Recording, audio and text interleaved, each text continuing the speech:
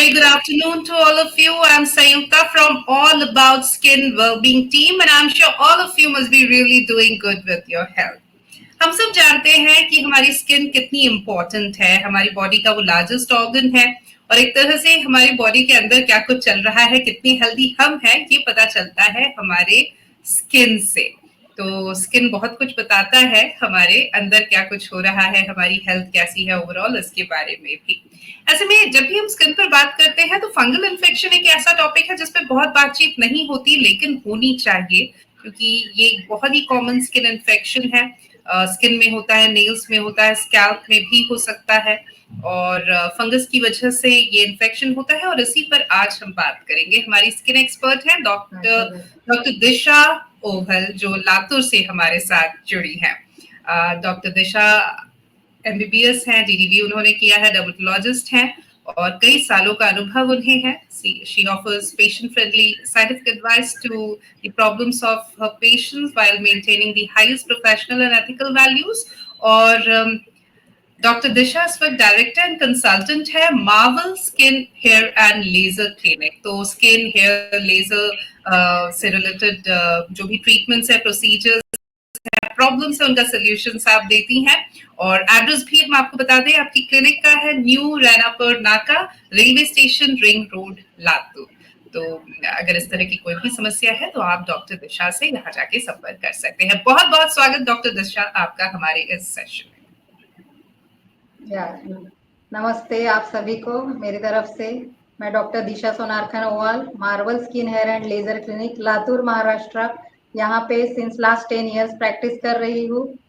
तो आज हम डिस्कस करेंगे अबाउट फंगल इन्फेक्शन, जो कि एक बहुत कॉमन आजकल के लोगों में पाया गया है।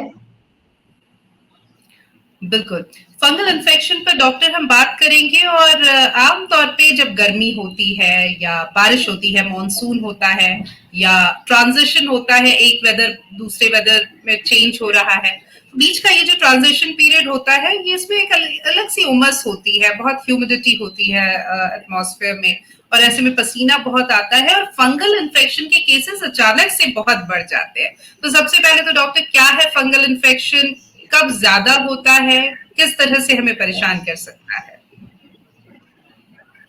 फंगल इन्फेक्शन, इसे हम डर्मेटोफाइटोसिस भी कहते हैं। ये हमारे स्किन के ऊपरी सरफेस पे होने वाला एक इन्फेक्शन है और ये जहां हमें गीली जगह, हमारे स्किन पे, हमारे शरीर पे जहां गीली जगह रहती है वहां ये अफेक्ट करता है। तो बारिश के मौसम में अगर गीले कपड़े पहने हैं और जैसे हम ज्यादा देर वो कपड़े चेंज नहीं किया हमने, तो गीलेपन की वजह से उसकी फंक्शन की शुरुआत होती है। सिमिलरली जब गर्मी के दिनों में पसीना आता है हमारे एरिया, जो जांग में हमारे, अगर हमने क्लोज फिटेड क्लोथ्स पहने हैं तो वहां पे भी गीलेपन की वजह से, या फिर हम वॉशरूम में जाते हैं, बाहर आते हैं, पूरी तरह से सूखा नहीं करते हैं, तो गीलेपन की वजह से इसकी शुरुआत होती है। इसे हम कंपेयर कर सकते हैं डायरेक्टली, जैसे अगर हमने ब्रेड लाया है और बिस्किट लाया है, तो बिस्किट ड्राई होने के कारण उसको कुछ नहीं होगा, लेकिन ब्रेड है वो कुछ दिनों बाद, 4-5 दिनों बाद खराब होना शुरू हो जाएगा। यानी जहां गीलापन है वहां पे इस फंगस की शुरुआत होती है और वो मल्टीप्लाई होना शुरू होते हैं। वो ऑर्गेनिज्म, जंतु जो है वो डबल होते जाते हैं, ट्रिपल होते हैं। इस तरह से वो गीलापन जहां रहता है उस सतह पर मल्टीप्लाई होके बढ़ते जाते हैं। तो इसलिए गीलापन ही इसकी ओरिजिनल वजह होती है। बहुत अच्छे से आपने एक्सप्लेन किया डॉक्टर। और वाकई में ब्रेड हम सब घरों में लाते हैं और कई बार हम देखते हैं, खास कुछ सीजन्स में, कि उनमें बहुत आसानी से फंगस लग जाता है और एक बार जब लग जाता है तो बहुत जल्दी वो पूरे ब्रेड एंड ब्रेड के पैकेट को कंटेमिनेट कर देता है। तो उसी से हम समझ सकते हैं कि कितना खतरनाक होता है, कितना कंटेजियस होता है और कितनी जल्दी फैलता है। तो ऐसे में मॉइस्चर या गीलापन सबसे बड़ा दुश्मन, जैसा कि आपने कहा। अब इसी को अगर हम आगे बढ़ाए, हमारे बॉडी के कुछ ऐसे पार्ट्स है डॉक्टर, स्पेशली फोल्स, जहां बहुत पसीना एक्यूमुलेट होता है, तो उस पर अगर आप प्रकाश डालें कि वो कौन कौन सी जगह है, वो कौन सी सतह है, बॉडी पार्ट्स हैं जहां पर फंगल इन्फेक्शन होने के चांसेस ज्यादा हो सकते हैं। हाँ, बेसिकली ये मैक्सिमम लोगों में स्टार्ट होता है हमारे थाइज एंड ग्रोइंस, मतलब जांग में जो जंक्शन होता है वहां पे टाइट फिटेड क्लोथिंग पैंट, जो गर्ल्स भी आजकल जीन्स पहनती है और मतलब टाइट लेगिंग्स ये पहनती है, उस वजह से शुरुआत वहां से होती है। और जब वो फैलते जाता है, जो साड़ी पहनते हैं उन फीमेल्स में, वो जहाँ पे साड़ी का कांटेक्ट होता है वो एरिया, मतलब अराउंड अवर एब्डोमेन, पेट के आजू बाजू में उस एरिया में फैलता है, साथ में बटक्स यानी हमारे सीट की जो जगह है उस जगह पे भी फैलता है। तो ये एक जगह हो गई जहां पे ये शुरुआत होता है। दूसरी जगह है छाती पे, छाती में और हमारे आर्म पिट्स में, तो वहां पे भी पसीना आता है और कपड़े मतलब घर्षण की वजह से, क्लोज कांटेक्ट कपड़ों का होने की वजह से, और स्पेशली फीमेल्स में चेस्ट में, ब्रेस्ट के नीचे जो फोल्ड जमा होती है उस जगह पे ये पसीने की वजह से और स्किन एक में घर्षण होने की वजह से इन स्पॉट्स पे ये ज्यादा होता है। लेकिन धीरे धीरे ये कॉन्टेजियस होने की वजह से अगर वहां का हाथ इधर कहीं लग गया फेस पे इधर उधर, तो वो एक से दूसरे को, मतलब उसी जगह पे, उसी बॉडी पे एक जगह से दूसरे जगह भी फैलता है। बिल्कुल, तो वो बॉडी फोर्स खास तौर पे जहाँ पे पसीना एक्यूमुलेट होता है वहां पर ज्यादा चांसेस होते हैं फैलने के। और ऐसे में ये समझ लेना भी जरूरी है डॉक्टर, जैसा कि आपने शुरुआत से कहा कि मॉइस्चर या जहां पर गीलापन होगा वहां फंगस के फैलने के चांसेस ज्यादा होंगे। ऐसे में प्रिवेंटिव मेजर्स क्या हो सकते हैं, किस तरह से हम बचाव करें, खास तौर पे वो जो कुछ समय होते हैं ना जब ज्यादा पसीना आता है, या कुछ लोग होते हैं जिनको बहुत पसीना आता है, क्या करें? हाँ, तो सबसे पहले तो मैं शुरुआत करूंगी गर्मी के मौसम से। गर्मी के मौसम में हमें सुबह शाम कम से कम 2 बार बात करनी चाहिए, या फिर जैसे फीमेल्स होती है, खाना पकाया है उसके बाद पूरा पसीना पसीना आ जाता है, तो आपका काम खत्म होने के बाद तुरंत आप नहा लीजिए, क्योंकि पसीना जितने देर कांटेक्ट रहेगा हमारे स्किन से उतने देर में वो पसीने की वजह से वो फंगल इन्फेक्शन शुरुआत हो सकती है। तो जैसे अगर कोई प्लेयर्स है, स्टूडेंट्स जो आउटडोर खेलते हैं, उनको भी खेल के आने के बाद में, जैसे आते हैं हम थक के बाहर से, स्कूल कॉलेज से आते हैं, ऑफिस से आते हैं, तो शाम में हम क्या करते हैं, फैन चालू करते हैं, कपड़े ड्राई हो जाते हैं। तो ऐसा नहीं करना है, हमें शॉवर सुबह तो लेते ही है पर शाम में भी शॉवर लेना है, नहाना है, वो पसीना कम्प्लीटली वॉश ऑफ होना चाहिए। एटलीस्ट ग्रोइंस के नीचे का एरिया तो हमने कम्प्लीटली पानी से वॉश करके ड्राई टॉवल से पोंछ के सूखा करना चाहिए। नहाने के बाद भी हमने जल्दबाजी में कपड़े नहीं पहनना है, नहाने के बाद हमने पहले ड्राई करना है वो जगह, और फिर उसके बाद सूखा होने के बाद हमने अपने कपड़े पहनना है। सिमिलरली जब हम वॉशरूम यूज करते हैं और पानी से अगर हम अपना प्राइवेट पार्ट्स वॉश कर रहे हैं, तो उसके बाद भी हमने एक कॉटन के नैपकिन से पूरा ड्राई करना है, उसके बाद हमें अपने कपड़े पहनना है। ये प्रिकॉशन जरूरी है। समर में हमको ट्वाइस डेली बात करना है, और after coming to home in evening. और बारिश के दिनों में ये प्रिकॉशन है कि बरसात में अगर हम भीग गए हैं तो हमें तुरंत अपने कपड़े चेंज करना चाहिए, ज्यादा देर गीले कपड़ों में नहीं रहना चाहिए। और सिमिलरली जब कपड़े हम बाहर सुखाते हैं, तो बारिश के दिनों में पूरी तरह से कपड़े सूखते नहीं है, स्पेशली अंडर क्लोथ तो सूखते नहीं है, तो हमें वो जब तक पूरे सूखे नहीं है तब तक के हमें वो इस्तेमाल नहीं करना है। हमें ज्यादा कपड़े पेयर्स उसके रखना है। जैसे अभी समझो आज हमने कपड़े धोए हैं तो वो थर्ड डे सूखेंगे, तो हमें तब तक के वो बिना सूखे हुए कपड़े नहीं इस्तेमाल करने। पूरी तरह से सूखे हुए कपड़े धूप धूप में सूखे हुए या फिर आयरन किए हुए कपड़े ही हमें इस्तेमाल करना है। और सबसे स्पेशल हमारे जो अंडर क्लोथ्स है वो हमें धूप में ही सुखाने हैं। तो बहुत हाँ, जरूरी है कि हम इन बातों का ध्यान रखें, और अगर कपड़े ठीक से नहीं भी सूख रहे हैं, जो कि बारिश के दिनों में बहुत आम होता है, तो ये जरूर मेक श्योर करें कि आप उन्हें अच्छे से आयरन कर लें, ताकि उनमें जो भी कीटाणु है वो न रहें और आप सुरक्षित रहे। तो ये कुछ अच्छे प्रिवेंटिव मेजर्स आपने बताए हैं डॉक्टर। फंगल इन्फेक्शन जैसा शुरू में आपने भी कहा कि हमें मान लीजिए एक जगह हुआ है तो उसके बहुत चांसेस है कि घर्षण से, या जो फ्रिक्शन होता है, या बार बार जो टच होता है, उसकी वजह से दूसरे बॉडी पार्ट्स में भी वो फैले। तो हमें एक बॉडी पार्ट से दूसरे बॉडी पार्ट में तो ये हो ही सकता है, क्या एक से दूसरे में भी बहुत इजीली फंगल इन्फेक्शन फैल सकता है? क्या ये कंटेजियस है, कितना कंटेजियस है? हाँ बिल्कुल, ये फंगल इन्फेक्शन कॉन्टेजियस है। फैमिली मेंबर्स में अगर एक मेंबर को हुआ है तो ये जनरली सभी फैमिली मेंबर्स को शुरू हो जाता है। इसलिए हम उन्हें सलाह देते हैं पेशेंट्स को कि आप सभी अपने टॉवल और साबुन इस्तेमाल किए हुए, हेयर ब्रशेस, ये सभी अलग-अलग मतलब सभी लोगों के अलग-अलग रखिए। या तो और जब जिसको एक पर्सन को हुआ है तो उसने जितने जल्दी ट्रीटमेंट चालू किए तो उतना ही रिस्क कम है कि बाकी लोगों को घर में हो। तो ये कॉन्टेजियस बीमारी है, एक पर्सन को एक जगह से दूसरे जगह भी होता है और उनके फैमिली मेंबर्स, क्लोज फ्रेंड्स जो है उनको भी होता है। इसलिए हम देखते हैं कि जब सफर करके आते हैं तो उस जर्नी के दौरान अगर उसी मतलब एक ही जगह पे वो शेयर्ड रहता है ना, तो वहां पे आफ्टर जी। जर्नी ड्यू टू क्लोज मतलब कपड़े भी एक ही जगह पे, आप एक पोजीशन पे बैठे हो तो वो क्लोज क्लोथिंग उसके वजह से, प्लस जो पहले सफर करके गए तो उनकी वजह से भी ये बाद में सफर के बाद जनरली ये इन्फेक्शन नजर आता है। बिल्कुल, तो बहुत जल्दी एक से दूसरे को ये फैलता है। आपको भी एक बॉडी पार्ट से दूसरे बॉडी पार्ट में ये बहुत जल्दी हो सकता है और आपसे किसी और को भी हो सकता है। तो इसलिए सतर्कता बरतनी और ज़्यादा ज़रूरी हो जाती है और बहुत ज़रूरी हो जाता है कि हम सबसे पहले क्वालिफाइड डर्मेटोलॉजिस्ट के पास जाएँ ताकि सही ट्रीटमेंट की शुरुआत हो सके। लेकिन डॉक्टर, हमारे सोसाइटी में एक बहुत कॉमन प्रैक्टिस है, आप भी इससे इत्तेफ़ाक रखते होंगे कि डॉक्टर के पास जाने से पहले हम home remedy, over the counter application सब कर लेते हैं और फिर उसके बाद जब कुछ वर्क करता हुआ नहीं दिखता तब हम डॉक्टर के पास जाते हैं। तो ये जो होम रेमेडीज हैं, कुछ लगा लो, इन्फेक्शन हो रहा है, जलन हो रही है, कुछ लगा लो, इससे आराम मिल जाएगा, या फिर किसी भी आसपास के केमिस्ट शॉप पे जाना, कोई टॉपिकल एप्लीकेशन लेना और उसे महीनों महीनों तक लगाए रखना। और कई बार हमें लगता है कि अच्छा, ये तो बहुत अच्छा काम कर रहे हैं, देखो हमारा जो इन्फेक्शन है वो ठीक हो रहा है, या जो जलन है वो अब नहीं हो रही है, इचिंग नहीं हो रही है। कई लोग महीनों महीनों तक इस तरह के ट्रीटमेंट्स खुद से, जो सेल्फ मेडिकेशन है, वो करते हैं। ये कितना खतरनाक हो सकता है?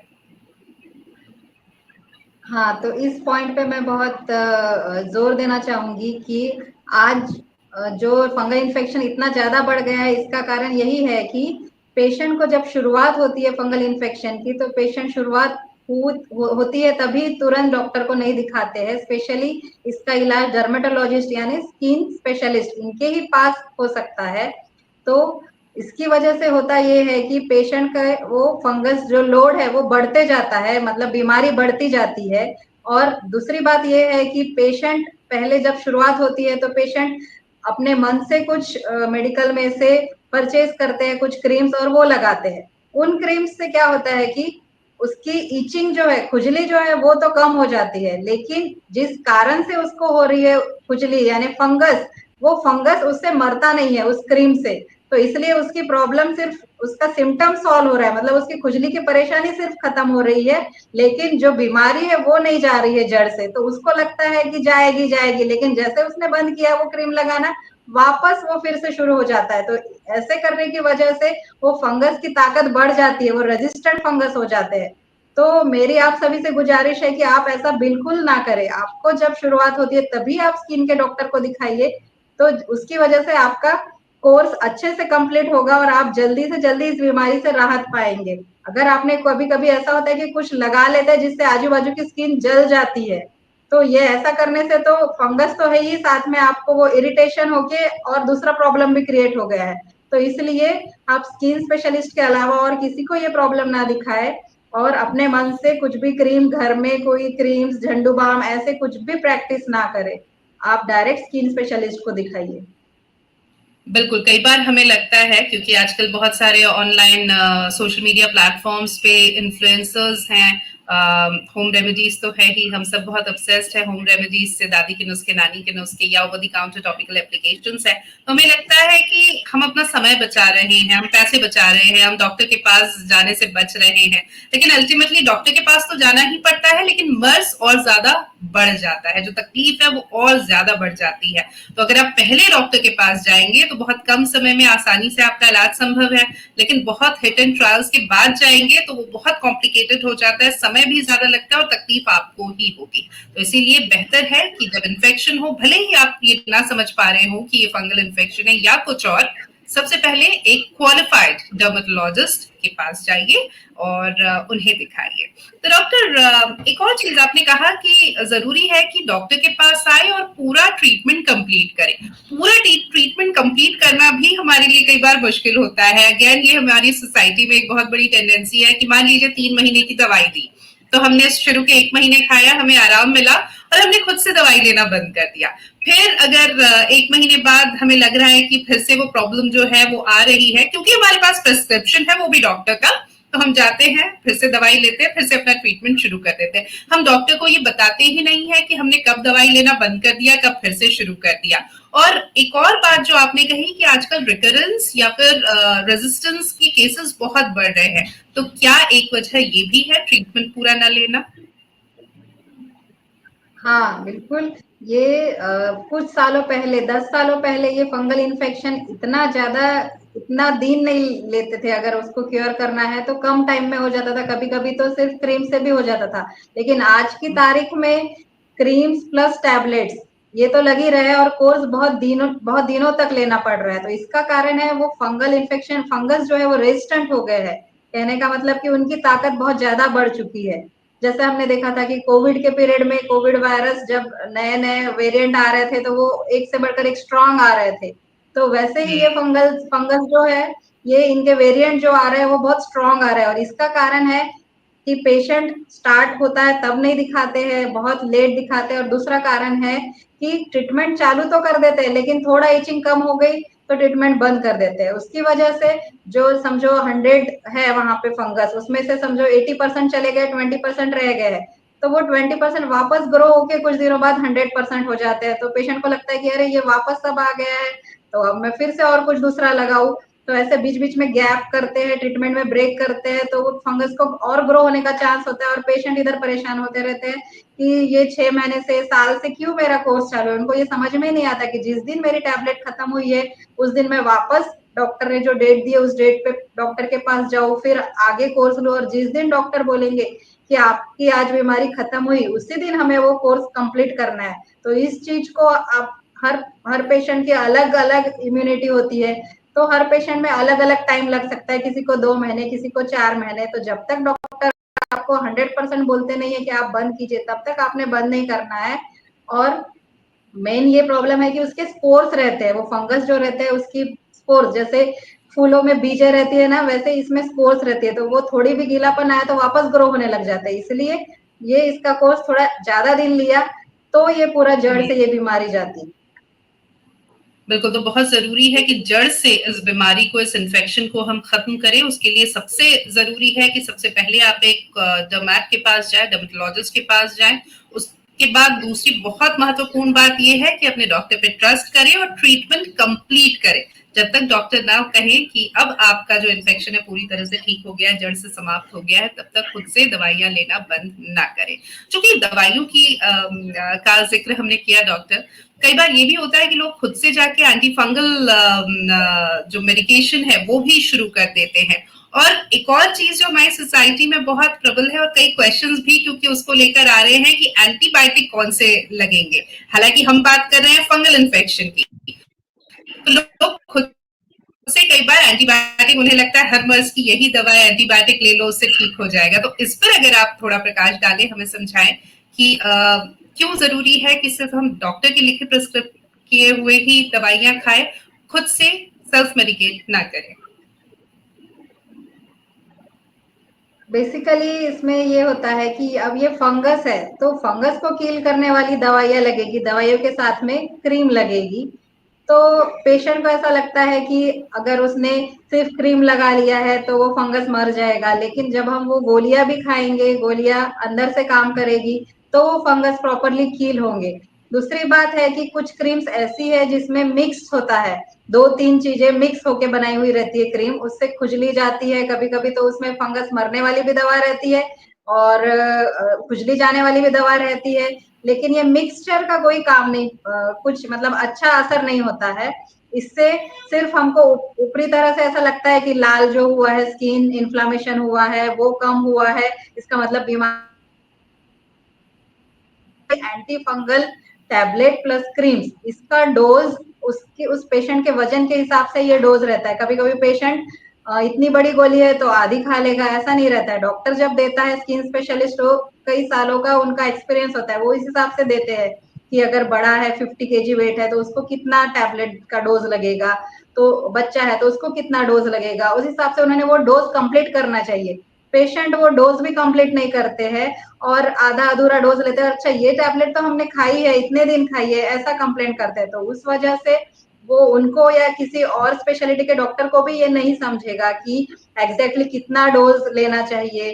तो इसलिए ये स्किन स्पेशलिस्ट ही एक्सपर्ट आपको बता सकते हैं कि किस टैबलेट का कितना दिन डोज कंप्लीट लेना चाहिए और कब वो बंद करना चाहिए। बिल्कुल, जैसे हमारे किसी दूसरे ऑर्गन में अगर किसी तरह की तकलीफ होती है तो हम स्पेशलिस्ट के पास जाते हैं। अगर हार्ट से रिलेटेड प्रॉब्लम है तो हम कार्डियोलॉजिस्ट के पास जाएंगे, किडनी से रिलेटेड प्रॉब्लम है तो नेफ्रोलॉजिस्ट के पास जाएंगे, आंखों की दिक्कत है तो आंखों के डॉक्टर को दिखाएंगे। लेकिन स्किल एक ऐसी चीज है जिसपे हम इतना लीनियंट हो जाते हैं, बहुत एक्सपेरिमेंट करते हैं और बाद में हमको जाना एक डर्मैट के पास ही पड़ता है, लेकिन तब तक बहुत वक्त हम जाया कर चुके होते हैं और तकलीफ हमें ही उठानी पड़ती है। तो ऐसा ना करें, सबसे पहले एक डर्मैट के पास जाए और पूरा इलाज कंप्लीट करें, ये बहुत जरूरी है। डॉक्टर, जैसा कि आपने कहा था कि बहुत जरूरी है कि उसको सही समय पे हम देखें, जांच करें और फिर उसका इलाज करें। तो जब एक पेशेंट आपके पास आता है फंगल इन्फेक्शन लेकर, तो क्या सिर्फ क्लिनिकल इन्वेस्टिगेशन से ही आप पता कर लेते हैं कि हाँ ये फंगल इन्फेक्शन है, कितना डीप है, कितना गहरा है, या फिर किसी तरह के टेस्ट भी होते हैं? और खास तौर पे उन लोगों के लिए जो बहुत सारे ट्रीटमेंट्स खुद से या सेल्फ मेडिकेशन हम एक तरह से कहें करके जाते हैं, तो क्या उसमें पता लगा पाना ज्यादा मुश्किल हो जाता है कि ये फंगल इन्फेक्शन है, या कोई टेस्ट होता है डायग्नोसिस के लिए?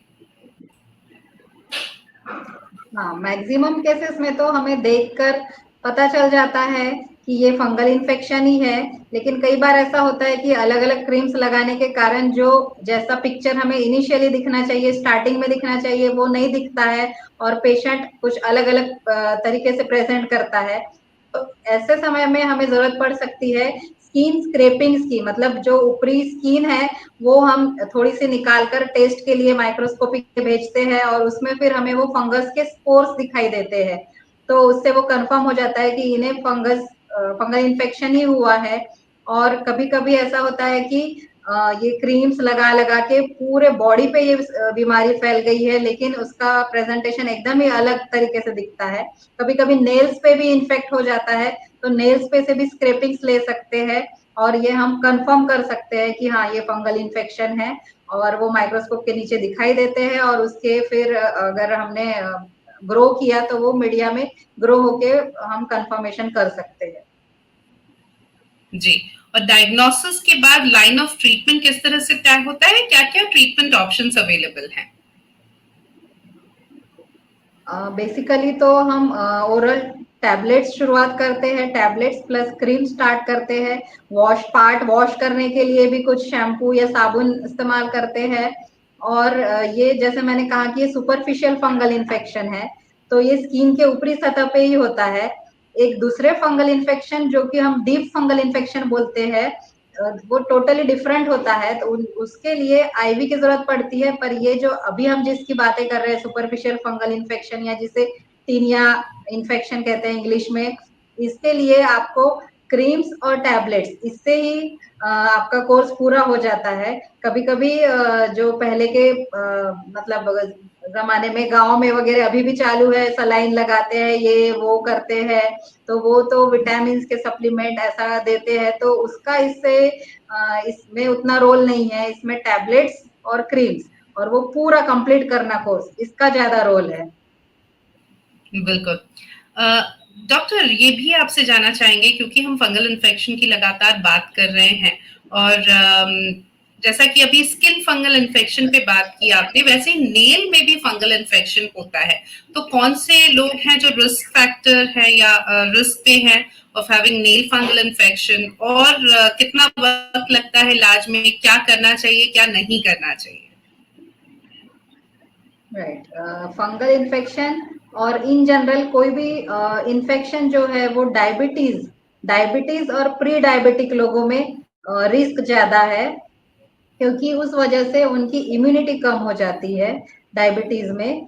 तो इसलिए इम्यूनिटी कम होने की वजह से वो फंगल इन्फेक्शन होने के रिस्क भी बढ़ जाता है, और एक बार ट्रीटमेंट चालू करने के बाद उनका जो ट्रीटमेंट का कोर्स है, ड्यूरेशन है, वो भी ज्यादा बढ़ जाता है। समझो नॉर्मल लोगों में 3 महीने लग रहे हैं, तो उनको 6 मंथ्स लगते हैं। तो ये तो बात हुई स्किन के ऊपर के इन्फेक्शन की। अब अगर नेल्स की बात की जाए तो नेल्स, फिंगर नेल्स और टो नेल्स दो होते हैं। तो फिंगर नेल्स की ग्रोथ जो है उस हिसाब से हमें वो कोर्स देना पड़ता है, तो वो 6 to 8 मंथ्स लग सकते हैं। और टो नेल्स में वो कुछ ज्यादा दिन, और भी ज्यादा दिन लगते हैं, क्योंकि उनकी स्पीड हमने ऑब्जर्व किया है कि हमारे फिंगर के नेल्स जो होते हैं वो स्लोली ग्रो होते हैं, और टो के नेल्स उससे भी धीरे धीरे ग्रो होते हैं। तो वो पूरा उनका ग्रोथ का पीरियड है, उस वक्त तक के हमें वो टैबलेट्स और उसको लगाने की एक नेल पेंट जैसा मेडिसिन होता है वो लगाना पड़ता है। तो इसमें हम कंप्लीटली 6 to 8 मंथ्स तो नहीं देंगे टैबलेट्स, लेकिन उसको उसमें हम उन पेशेंट्स को पल्स थेरेपी देते हैं, जिसमें हम स्टार्टिंग में तो 15 दिन, 1 महीना उनको डेली टैबलेट देंगे, लेकिन बाद में हर महीने के 7 डेज ऐसे उनको वो टैबलेट्स देते जाएंगे। उसे हर महीने कंटिन्यूअस फिर हमें 6 to 8 मंथ्स, 10 मंथ्स तक के कंटिन्यू करना पड़ता है। जी डॉक्टर, स्कैल्प इन्फेक्शन भी होता है, उस पर भी अगर आप थोड़ी बात करें। हाँ, फंगल तो इन्फेक्शन। स्कैल्प फंगल, हाँ right, scalp fungal infection generally बच्चों में देखा गया है। बच्चों की इम्यूनिटी कम होती है, वो ठीक से खाते पीते नहीं है, तो इसलिए उनकी इम्यूनिटी कम होती है। तो ऐसे बच्चों में स्कैल्प पे एक ऐसी बोगी स्वेलिंग तैयार हो जाती है, और वाइट स्केल्स भी दिखाई देते हैं, और वहां के बाल भी चले जाते हैं। ऐसा गोल एक चट्टा तैयार होता है। तो उसे फिर हम टेस्ट के लिए लेते हैं, और फिर वो फंगल इन्फेक्शन का ट्रीटमेंट स्टार्ट करने के बाद वो ठीक हो जाता है। तो ऐसे केसेस में ट्रीटमेंट के साथ में उनको इम्यूनिटी बढ़ना चाहिए। ये भी हमें प्रिकॉशन लेना है, मतलब खाने पीने पे ध्यान देना है, क्लीनलीनेस पे ध्यान देना है, ये सब बातें भी ध्यान में रखनी है। और ये सब चीजें, जैसे अभी स्कैल्प का हो गया, ये बच्चों में दिखाई देता है। नेल्स का हो गया, जिनका हमेशा गीलापन रहता है, हाथ मतलब जो काम करते हैं, बर्तन धोने का, कपड़े धोने का, वो नेल्स का उनमें ज्यादा होता है। मतलब ये टिपिकल एक प्रोफेशन से भी रिलेटेड होता है, जिनके हाथ पैर हमेशा गीले रहते हैं, जिनका स्कैल्प गीला रहता है, ऐसे लोगों में स्कैल्प का होता है। और जो हमेशा बैठ के रहते हैं, जैसे ड्राइवर्स हो गए, या फिर एक जगह पे बैठ के काम करने वाले हैं ह्यूमिड कंडीशन में, उनको फिर ये बटक्स पे होने वाला इन्फेक्शन ज्यादा होता है। कुकिंग करने वालों को तो चेस्ट पे और ग्रॉइंस में, हर जगह जहां जहां पसीना आता है वहां का इन्फेक्शन ज्यादा होता है। जो गर्मी के कांटेक्ट में आते हैं, ऐसे लोगों को ये रिस्क बढ़ जाती है। और साथ में अगर आपका हीमोग्लोबिन कम है, मतलब आप एनीमिया है आपको, तो आपकी इम्यूनिटी कम हो जाती है, और ऐसे लोगों में भी ये फंगल इन्फेक्शन होने के रिस्क बढ़ जाता है, और ठीक होने को ज्यादा टाइम लेता है। बिल्कुल, तो फंगल इन्फेक्शन है वो स्किन पे कहीं भी हो सकता है, बॉडी में कहीं भी हो सकता है। इसके अलावा नेल्स में, स्कैल्प में, और स्कैल्प में खास तौर पे बच्चों में काफी कॉमन है। लेकिन जरूरत अगेन इस बात की है कि अगर आपको ये फंगल इन्फेक्शन है, जो सिम्टम्स हैं, इचिंग हो रही है, इस तरह की दिक्कतें हैं, तो प्लीज एक डॉक्टर के पास जाइए, क्वालिफाइड डर्मेटोलॉजिस्ट के पास जाइए, आपको अपनी परेशानी से जल्द निजात मिलेगी। डॉक्टर, प्राइवेट पार्ट्स पे भी जैसा आप शुरू से कह रहे हैं, फंगल इन्फेक्शन होना बहुत कॉमन है, लेकिन दिक्कत है कई बार हेजिटेशन की वजह से हम इस पर बात नहीं करते, घर वालों से भी बात नहीं करते, डॉक्टर के भी पास नहीं जाते। ऐसे में जब तकलीफ बहुत बढ़ जाती है और हम डॉक्टर के पास पहुंचते हैं, तब ट्रीटमेंट में ज्यादा वक्त लग जाता है। तो क्या आप कहना चाहेंगे, खास तौर पे हमारे जो व्यूअर्स ये सेशन सुन रहे हैं, देख रहे हैं, प्राइवेट पार्ट्स में फंगल इन्फेक्शन को लेकर? हाँ, आपने एकदम सही कहा है।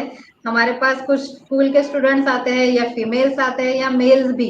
इन जनरल सबसे पहले तो वो दिखाने को हिचकिचाते हैं कि मतलब अपने पहले 1 महीना तक तो वो घर पे ही वेट करते हैं, जब उनसे वो अनबेरेबल होता है और रात में नींद नहीं आती, बच्चों की, स्टूडेंट्स की पढ़ाई में मन नहीं लगता इचिंग कर करके, और फिर वो खुजली कर करके वो एरिया रेड हो जाता है, तब तक वो अपने घर में बताते नहीं है, या फिर डॉक्टर के पास मतलब डॉक्टर को कंसल्ट नहीं करते हैं, क्योंकि उन्हें लगता है कि ये अंदरूनी चीज, पहले तो फीमेल्स को लगता है कि किसके पास बताना, ये यहाँ से शुरुआत होती है।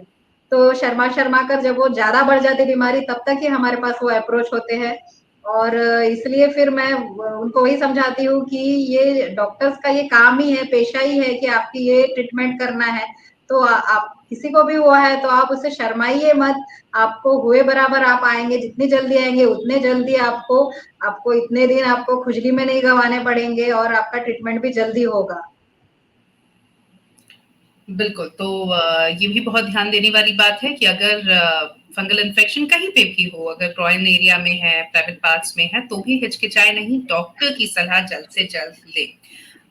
बहुत सारे सवाल फंगल इन्फेक्शन को लेकर आ ही रहे हैं डॉक्टर, और रिंग वर्म ऑन फीट जो होता है, उंगलियों में, पैर में खास तौर पे जो रिंग वर्म होता है, उसको लेकर बहुत सारे सवाल आ रहे हैं कि किस तरह से उससे बच सकते हैं। बारिश के दिनों में बहुत कॉमन है। हाँ एग्जैक्टली इसे पहले धोबी ईच भी कहा जाता था, मतलब जो वॉशरमैन वॉशर वुमन होते हैं या फिर आज के तारीख में गृहिणियां जो कपड़े धोना या बर्तन धोना का काम करती है, या फिर जो लोग बाहर मतलब काम वाले हैं जो ये सब तरह के काम करते हैं, वो दिन में से कई घंटे पानी में बिताते हैं। तो उसकी वजह से उनके फिंगर के वेब स्पेसेस और पैर के टोस के बीच के जो स्पेसेस है वो कंटिन्यूअस गीले गीले रहते हैं। तो उस गीलेपन की वजह से वहां पे शुरुआत हो जाती है फंगस की। दिन भर गीला रहने की वजह से उनको मतलब सूखा बहुत कम रखते हैं वो। तो इसलिए, और बारिश के दिनों में मौसम भी ऐसा होता है कि धूप नहीं निकलती है, बादल बादल रहते हैं, तो उसको वो मतलब सूखने का चांस ही नहीं मिलता है, इसलिए उनको वो ग्रोथ होने के लिए अच्छी जगह भी मिल जाती है दो फिंगर्स के बीच के स्पेस में।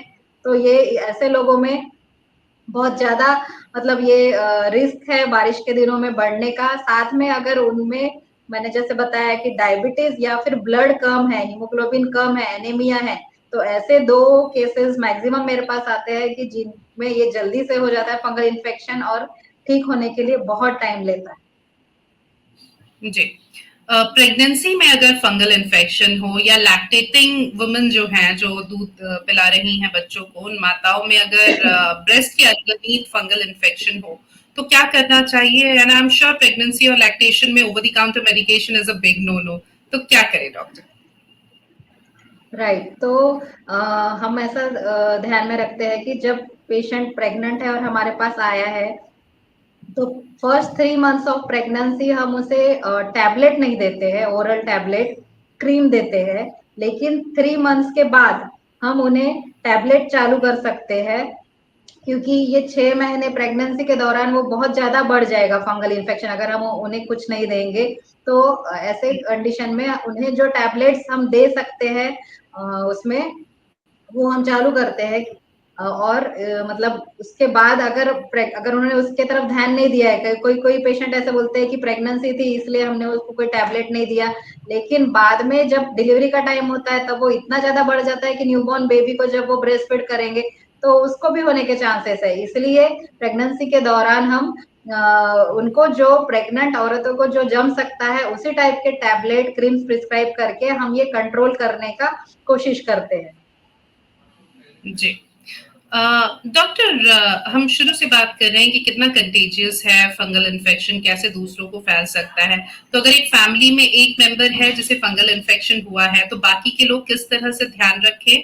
और ट्रीटमेंट तो ऑफ कोर्स लेना ही है जो फंगल इन्फेक्शन से इन्फेक्टेड है, लेकिन दूसरी किन चीजों का ध्यान रखना है फैमिली में? फैमिली में हमें जैसे मैंने बताया सभी के टॉवेल्स अलग अलग रखने हैं, एक में एक के कपड़े शेयर नहीं करना है। और जो हमारे साबुन है ये भी सबके अलग अलग रहना चाहिए। और जैसे अब हम किसी को एक मेंबर को हो गया है तो अगर हमने हैंडशेक किया है या जो भी उसके कांटेक्ट में आए हैं तो हमने तुरंत अपने हैंड वॉश कर लेना चाहिए या फिर सैनिटाइजर से सैनिटाइज कर लेना चाहिए, क्योंकि ये ट्रांसमिसेबल है तो वो होने ही वाला है, क्लोज कांटेक्ट में ही रहते हैं फैमिली मेंबर सारे। और अगर एक को स्टार्ट हुआ है तो उसने तुरंत स्किन स्पेशलिस्ट को दिखा के ट्रीटमेंट चालू करना चाहिए। और अगर हमको लग रहा है कि दूसरे मेंबर में शुरुआत हो चुकी है तो हमने दूसरे मेंबर को भी तुरंत स्किन के डॉक्टर को दिखा के उनसे ट्रीटमेंट लेना चाहिए। बिल्कुल, तो इन बातों का ध्यान रखना है। अगर फैमिली में किसी को फंगल इन्फेक्शन हुआ है तो बहुत ज़रूरी है कि इन चीज़ों का ध्यान हम रखें। डॉक्टर, एंटी फंगल पाउडर्स या एंटी फंगल सोप भी बहुत मिलते हैं, देखने को मिलते हैं। तो क्या उन्हें ओवर द काउंटर लेकर यूज़ किया जा सकता है as a preventive measure? Anti fungal soaps और पाउडर, ये मतलब जब आपका कोर्स ट्रीटमेंट पूरा खत्म हो चुका है, फंगस पूरा जा चुका है, तो वो मेंटेनेंस के लिए हम यूज कर सकते हैं।